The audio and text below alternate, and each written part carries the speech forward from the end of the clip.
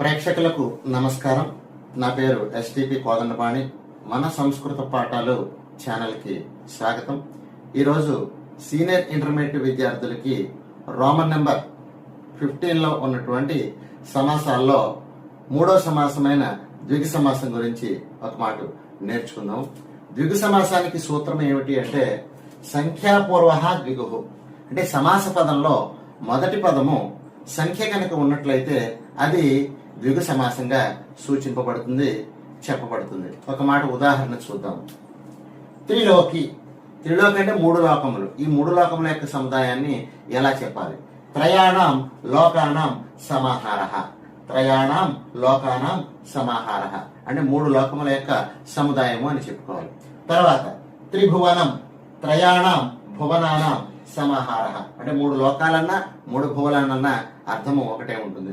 త్రయాణం భువనానాం సమాహార. తర్వాత నవరాత్రం. నవరాత్రం అంటే 9 రాత్రులు. దీన్ని ఎలా చెప్పాలి? నవానాం రాత్రీణాం సమాహార. నవానాం రాత్రీణాం సమాహార. తర్వాత సప్తర్షయ.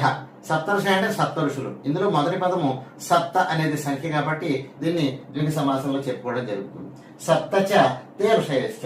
సప్తచ తే ఋషయశ్చ సప్తఋషయ. ఇది మూడో సమాసంగా చెప్పబడుతోంది.